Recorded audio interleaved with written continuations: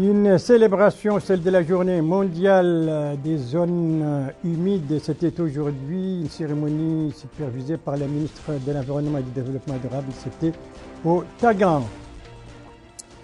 Et puis un atelier, celui organisé aujourd'hui à Nouadhibou, notre capitale économique, qui porte sur la santé de reproduction.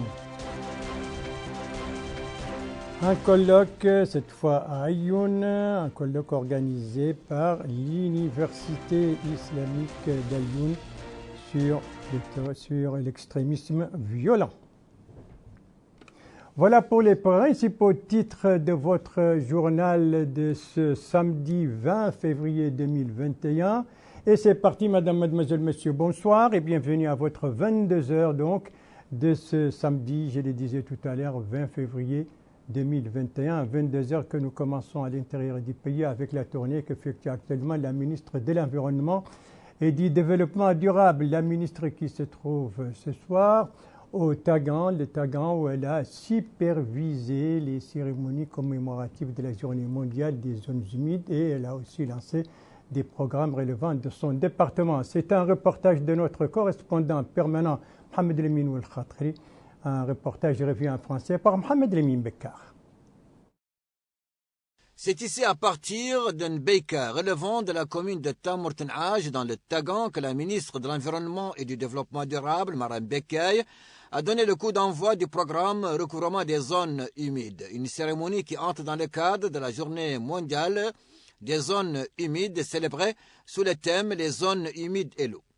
Ce programme, appuyé par le Fonds mondial de l'environnement et l'Union internationale pour la préservation de la nature dans les zones humides, intervient dans les localités de Mahmouda dans le Houd Sharqi, Boukhari à Nassaba et Tamourtenaj au Tagan. L'occasion pour la ministre d'indiquer que les actions prioritaires seront déterminées et exécutées en concertation avec les acteurs locaux qui bénéficieront, a-t-il dit, des sessions de formation spécialisées centrées sur les stratégies de recouvrement des zones humides et les modes d'exploitation des ressources naturelles. Elle a ajouté que des conventions de partenariat seront conclues entre son département et la commune dans le dessein d'assurer la pérennité des interventions. Elle a par ailleurs fait savoir que le projet appuiera les associations dans la gestion des ressources naturelles.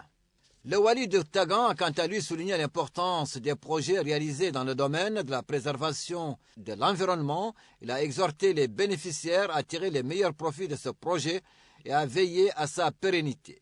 Lui succédant, le maire de Tamourtenaj s'est félicité du lancement de ce programme à partir de sa commune, se félicitant de l'exécution des projets qui profitent à la population de Tamourtenaj. La députée du Tagan a quant à elle plaidé en faveur de la participation des femmes à ce programme et aux projets mis en œuvre dans cette zone.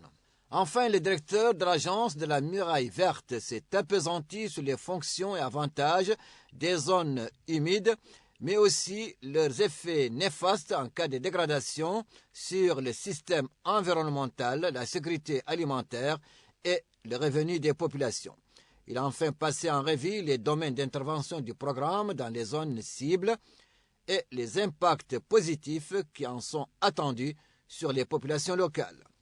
La délégation a ensuite suivi un documentaire sur les zones humides de Tamourtenaj, suivi d'une cérémonie culturelle et artistique mettant en exergue l'importance de la préservation de l'environnement, la richesse de l'artisanat local, mais aussi la diversité de la production qu'offrent les zones humides de Tamourtenaj. La ministre a enfin été édifiée sur la problématique de l'avancée du désert qui menace les périmètres agricoles dans les villages de Voumoulkouz. La visite donc de la ministre de l'Environnement et du Développement durable au Tagan, marquée donc par la supervision des cérémonies commémoratives de la Journée internationale des zones humides et aussi marquée par le lancement des programmes relevant donc du département de l'environnement et du développement durable. J'y arrive. Voilà pour donc cette visite de la ministre au Tagan. Auparavant, elle était hier au Brakna, où elle a visité certains projets relevant de son département. C'était à partir de Bogué. De quel projet s'agit-il et dans quel but, quel objectif de cette visite effectuée par la ministre hier là-bas? Élément de réponse avec la ministre en personne. L'objectif de la visite, c'était de faire donc le suivi sur le terrain des projets que nous avons au niveau du ministère de l'Environnement et notamment un projet de gestion durable de la Gomerée, qui est un projet qui vient d'être clôturé et qui avait bénéficié du soutien de la Banque mondiale. Donc j'ai voulu me rendre sur le terrain pour voir les résultats concrets du projet, voir en tirer les enseignements, voir est-ce que les investissements ont été productifs, discuter aussi avec les populations et les bénéficiaires et surtout tirer les enseignements pour pouvoir réorienter les projets futurs. Nous avons également visité la forêt classée de Wouti, qui est donc une forêt classée qui a bénéficié par le passé d'un appui, mais qui présente un certain niveau de dégradation. Et nous allons donc l'intégrer dans nos programmes pour pouvoir la réhabiliter. Mais surtout, l'objectif, c'est que les investissements de l'État et du gouvernement soient réellement durables et productifs. Et pour ça, nous avons besoin de l'appui des populations pour qu'ils puissent nous aider à assurer, au-delà des investissements, la durabilité de la forêt. La ministre de l'Environnement et du Développement durable hier, à l'issue de sa visite d'information qu'elle a effectuée au Brakna, visite qui lui a permis donc de s'informer sur certains projets relevant de son département dans cette wilaya. Les propos de la ministre étaient recueillis par Mohamed Mahmoud Baha. Voilà l'actualité, après l'environnemental, l'actualité parlementaire, avec la deuxième session du Parlement des enfants arabes. On doit voir les images, les voilà. Eh bien, cette deuxième session avec participation de la Mauritanie, bien sûr par visioconférence, Covid oblige, une session de 5 jours qui s'est achevée aujourd'hui aux Émirats arabes unis et la Mauritanie était représentée par une délégation de 3 membres, conduite par la présidente du Parlement des enfants mauritaniens. Et c'est la première participation de la Mauritanie à une session parlementaire des enfants arabes. Voilà, ça c'était donc aujourd'hui la clôture de cette deuxième session du Parlement des enfants arabes avec participation de la Mauritanie. Après donc le parlementaire, bien voyons maintenant la page médicale consacrée bien sûr, actualité oblige, à la Covid-19 et l'évolution de sa pandémie. On va voir comment cette évolution durant ce week-end, donc pour ce samedi 20 février 2021. Combien de décès, combien de guérisons, combien de nouveaux cas? Réponse avec les directeurs de l'information stratégique et de la surveillance épidémiologique. 12 nouveaux cas Covid-19 ont été enregistrés, dont 3 cas contacts et 9 cas communautaires. Aussi, 15 nouvelles guérisons ont été enregistrées durant les dernières 24 heures et malheureusement un nouveau décès. Nous avons aujourd'hui comme cumul de cas positifs enregistrés depuis le début de la pandémie 17 083, dont 9 041 cas contacts et 7 853 cas communautaires et 189 cas importés. Le cumul de guérisons enregistrés depuis le début de la pandémie est de 16 376 et le cumul de décès enregistrés depuis le début de la pandémie est de 434. Les cas actifs sur l'étendue du territoire national sont au nombre de 273, dont 229 asymptomatiques, 31 avec une symptomatologie légère et 13 cas graves. La répartition de nouveaux cas par Mougata'a: 3 nouveaux cas ont été enregistrés à Kifa, 2 à Boutilimit, 1 à Kermessine, 1 à Ouadnaga, 3 à Nouadhibou, 1 à Tafraq Zena et 1 nouveau cas à Darnaï. Les tests réalisés durant les dernières 24 heures sont au nombre de 1429, dont 15 tests de suivi et 1414 tests de diagnostic, répartis en 369 tests rapides TDR et 1045 PCR. La répartition de nouveaux tests par région: 72 ont été réalisés durant les dernières 24 heures à Hout Sharqi, 3 à Hout al-Gharbi, 64 à Nasaba, 22 au Gorgol, 12 au Brakna, 42 au Trarza, 6 à Nadrar, 152 nouveaux tests ont été réalisés à Dakhlet Nouadhibou, 9 au Tagan, 37 au Gdimaka, 7 à Tirzemour, 57 à Nishiri, 881 tests ont été réalisés à Nouakchott-Ouest, 46 à Nouakchott-Nord et 19 à Nouakchott-Sud. Le cumul de tests réalisés depuis le début de la pandémie est de 209 725, dont 27 500 tests de suivi et 182 225 tests de diagnostic, répartis en 135 166 TDR et 47 059 PCR. Voilà donc pour l'évolution de la pandémie de la Covid-19 durant les dernières 24 heures, une évolution caractérisée par 15 guérisons, 12 nouveaux cas et malheureusement par un décès. On le voit de tout de même, la tendance est à la baisse, c'est une tendance descendante et pour maintenir ce cap, c'est tout simplement, il faut respecter les mesures préventives très efficaces vis-à-vis de la Covid-19 et sa propagation. Et c'est en tout cas dans le plein respect de ces mesures que s'est déroulé aujourd'hui à Nouadhibou un atelier sur la santé, atelier d'une journée. Alors, sur quoi porte cet atelier qu'il a organisé, les participants?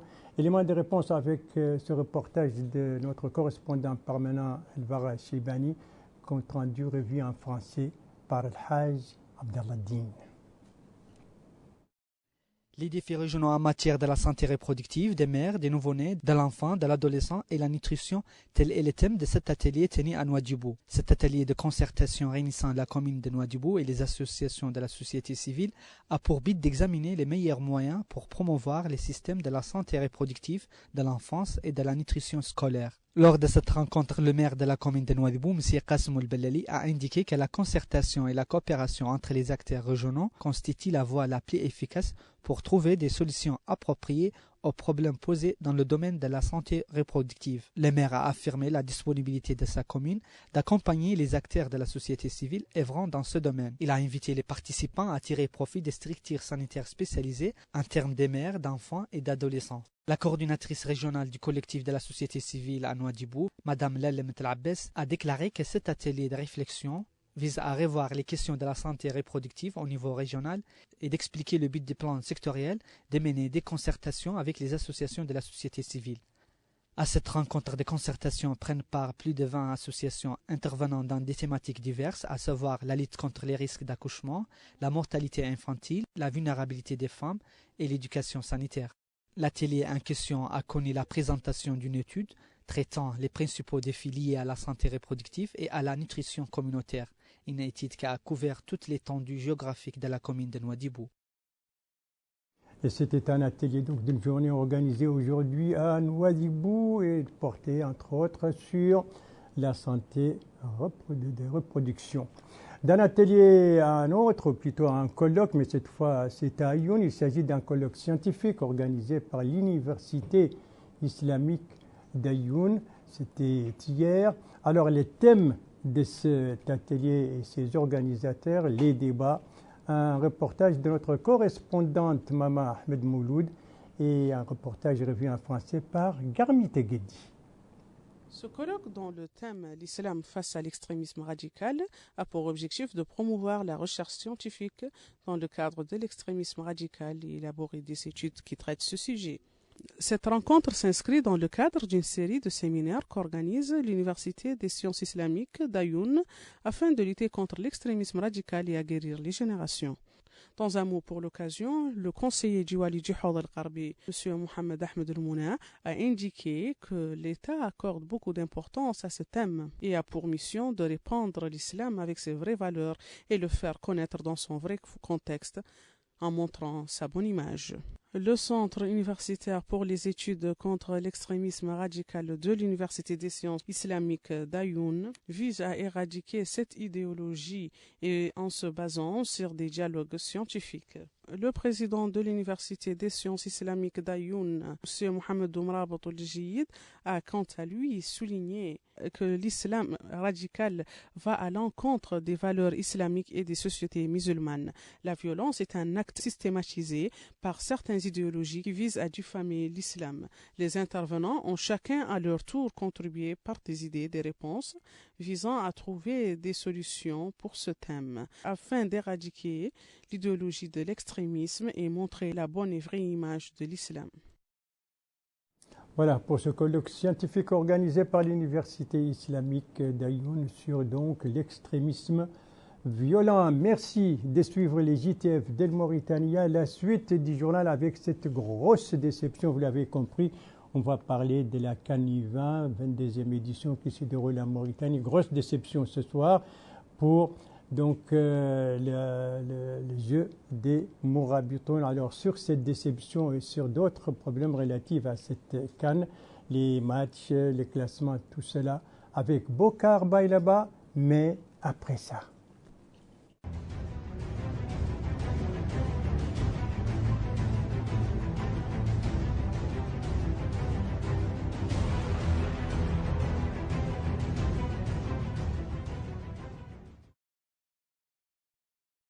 Voilà, les jeux donc sont faits apparemment au sein du groupe A et c'est la grosse déception ce soir donc après le match Mauritanie-Ouganda, Bokar Bailaba. Grosse désillusion pour les Mourabitoun juniors qui se sont inclinés ce soir 1-2 face à l'Ouganda au stade olympique de Nouakchott. C'était un match décisif, autrement dit un match qu'il ne fallait en aucun cas perdre. Dommage, les Mourabitoun n'ont pas réussi à soulever la montagne ougandaise. Pourtant, ce sont les Mourabitoun qui ont ouvert le score à la faveur d'un penalty marqué par Sili Sankaré à la 37e minute. Mais ils ne réussiront pas à faire rapidement le break pour plier le match. En seconde période, les Mourabitoun sont restés plus ou moins percutants et déterminés à planter un autre but. Mais ils sont restés apathiques et cela a profité aux Ougandais qui sont revenus au score à la 59e minute. Dans un duel à la suite d'un corner, les Mourabitoun commettent l'irréparable. Un penalty transformé à la 89e minute par les Ougandais. On en restera là, score final 2-1 pour l'Ouganda. Dans l'autre match, le Cameroun s'est largement imposé 4-1 face au Mozambique. Au classement, le Cameroun reste en tête avec 9 points. Suivi de l'Ouganda, 6 points. La Mauritanie est classée 3e avec 3 points. Le Mozambique ferme la marche avec 0 points. Les Mourabitoun juniors n'ont pas dit leur dernier mot. Ils attendront la fin des phases de poule pour espérer composter leur ticket pour les quarts de finale. Espérons qu'ils le feront mieux. Donc c'était ce soir 2-1 pour l'Ouganda face aux Mourabitoun. Nos jeunes donc n'ont pas réussi à passer cette équipe ougandaise très physique. Voilà donc pour le groupe A. Alors voyons maintenant Bokar Bailaba, le groupe B qui également joue ici à Nouakchott. Après le nul concédé contre la Tunisie lors de sa première sortie dans cette compétition, le Burkina Faso a pris une sérieuse option pour la qualification en renversant les jeunes fauves de la République centrafricaine 3-1. De leur côté, les Aiglons de Carthage de la Tunisie se sont imposés 2-0 face à la Namibie. Plus réalistes dans cette rencontre, les hommes du coach Maher Kanzari ont exploité les rares occasions procurées pour remporter le gain de la partie. C'est un match important pour le décompte final après pour la qualification au prochain tour, Inch'Allah. C'était impératif de gagner le maximum de points, c'était impératif de gagner ce match. C'était pas évident avant le match contre une équipe très sympathique, une équipe technique, une équipe vive, une équipe qui nous a causé beaucoup de problèmes. Mais heureusement, on a su surmonter les difficultés qu'on a trouvées. Surtout en deuxième mi-temps, on était beaucoup mieux en deuxième mi-temps. On a fait quelques rectifs au cours de entre les mi-temps. Donc, on est content de la victoire. Inch'Allah, on va se reposer pour ce soir et on recommencera à penser pour la prochaine rencontre. Au classement, le Burkina Faso est en tête du groupe B avec 4 points avec une différence de but favorable. La Tunisie est deuxième avec 4 points au compteur. La République centrafricaine et la Namibie disposent d'un point chacun. Prochaine rencontre, la Tunisie affrontera la République centrafricaine demain à 19h au stade olympique de Nouakchott. En même temps, le Burkina Faso sera opposé à la Namibie au stade Cheikh Ould Bouidia. Voilà donc pour le groupe B qui joue ici à Nouakchott, tout comme le groupe A qui comprend la Mauritanie, l'Ouganda, le Mozambique et le Cameroun, la Mauritanie qui s'est incliné aujourd'hui face aux Ougandais par 2-1. Mais la CAN se joue également à Nouadhibou, notre capitale économique. Là-bas se déroulent les matchs du groupe C, c'est des matchs qui se sont déroulés hier. Les résultats et le classement de ce groupe, avec vous toujours, Bokar Baylaba. Le groupe C n'a pas encore rendu son verdict. Alors qu'ils avaient l'occasion de se qualifier en quart de finale, en cas de succès, le Maroc et le Ghana se sont neutralisés 0 but partout hier au stade municipal de Nouadhibou. Alors que la Gambie et la Tanzanie ont marqué leur premier point en se neutralisant un peu plus tôt 1 but partout, tout se jouera lors de la dernière journée dans cette poule avec Ghana, Gambie et Tanzanie, Maroc. Avec 4 points au compteur et 3 points d'avance, ça sent tout de même bon la qualification pour le Maroc et le Ghana, qui pourront au pire certainement briguer une place parmi les meilleurs troisièmes. Le classement, le Ghana est en tête du groupe C avec 4 points, avec un goal average favorable, suivi du Maroc 4 points et une différence d'un but. La Gambie et la Tanzanie possèdent 1 point chacun. Tout se décantera lundi dans ce groupe. Le Ghana affrontera la Gambie à 19h au stade municipal de Nouadhibou. L'autre match opposera le Maroc à la Tanzanie toujours à 19h, mais cette fois-ci au stade olympique de Nouakchott. Voilà donc pour cette CAN U20 qui se déroule chez nous, une première donc pour la Mauritanie. Voilà pour cette CAN sur les terrains. On va voir un autre flanc de cette CAN qui est tout aussi important. C'est son flanc santé, son flanc médical. Alors on sait que le ministère de la Santé a déployé un dispositif depuis plusieurs semaines, un dispositif très important. Comment se présente ce dispositif? Élément de réponse toujours avec Bokar Baylaba. À événement exceptionnel, dispositif sanitaire exceptionnel. La Mauritanie, qui organise la CAN des moins de 20 ans, n'a pas lésiné sur les moyens. Ainsi, c'est tout un dispositif sanitaire qui a été déployé sur tous les sites abritant la compétition, le stade olympique de Nouakchott, le stade Cheikha Ould Bouidia et le stade municipal de Nouadhibou. À cela s'ajoute l'aéroport international de Nouakchott Tounsi et celui de Nouadhibou et l'ensemble des lieux d'hébergement des joueurs et délégations. Ce comité santé a commencé à travailler 6 mois avant, depuis le mois d'août. Ils ont commencé à travailler, on a mis en place un plan. Et juste à 2 semaines avant l'arrivée de toute délégation, il y a eu aussi un protocole médical qui a été partagé. Ce protocole, comme vous savez, on est en train d'organiser cette coupe en pleine période de Covid-19 sur le plan mondial. Et donc, d'où l'importance de la préparation. C'était un défi pour le ministère de la Santé qu'on est en train de relever. Nous avons mis en place des équipes médicales spécialisées partout. Et donc, au niveau de l'accès à l'aéroport, au niveau des points d'entrée, il y a des équipes de surveillance qui s'occupent du contrôle de tous les voyageurs à l'arrivée. Ils doivent s'assurer que chaque participant a fait son test dans moins de 72 heures. Les équipes médicales ne ménagent aucun effort pour parer à toute éventualité. En d'autres termes, toutes les synergies sont mises à contribution pour répondre aux sollicitations des autres du pays. Le ministère de la Santé nous a envoyé une équipe d'appoint comme sous forme de docteurs spécialistes et des docteurs généralistes avec des infirmiers. Et bien sûr, on nous a donné des ambulances à notre disposition avec des médicaments, du matériel médical d'urgence. Avec la fédération encore nous a fourni du matériel pour nous mettre en préparation pour intervenir en urgence. Dans un contexte marqué par la pandémie de coronavirus, rien ne passe entre les mailles du filet. La commission chargée de la santé au sein du COCAN travaille sans relâche depuis le début de la compétition.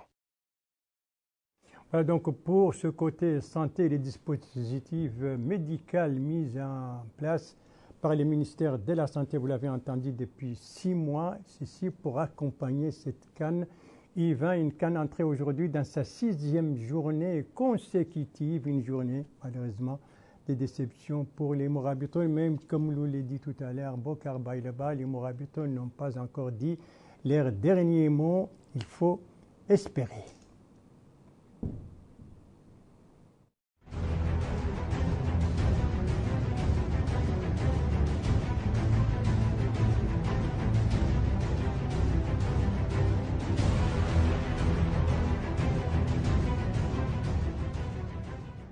Ainsi s'achève ce journal. Merci à vous, madame, mademoiselle, messieurs, de l'avoir suivi. Merci bien entendu aux équipes rédactionnelles et techniques qui ont participé à sa conception.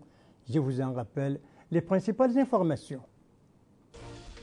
Ici, c'est à Tamurkhan, la ministre de l'Environnement et du Développement durable supervise la commémoration de la journée mondiale des zones humides et annonce le lancement de plusieurs programmes. Ici, c'est un atelier organisé aujourd'hui à Nouakchott sur la santé de reproduction et un séminaire, un atelier donc d'une journée. Et ici, nous sommes à Ayoun avec ce colloque scientifique organisé par l'Université islamique d'Ayoun. C'était hier. Voilà, le JTF reviendra demain à 22h et vous serez en compagnie, suivant le planning des services, vous serez en compagnie d'Ndei Saou Sidi. Quant à moi, il ne me reste plus qu'à vous souhaiter une très très bonne fin de soirée, une très très bonne fin de semaine, bien entendu, tout en respectant les gestes barrières, à savoir rester chez vous et ne sortez que par nécessité. Et si vous sortez par nécessité, n'oubliez pas votre masque et n'oubliez pas non plus de respecter la distanciation sociale. Votre santé est entre vos mains. Prenez soin de vous pour vous préserver et préserver les autres. Et si vous aimez vos proches, eh bien, pas d'approche et pas non plus de reproches. Sur ce, je vous donne rendez-vous, Inch'Allah, vendredi prochain à la même heure, 22h. Bonsoir.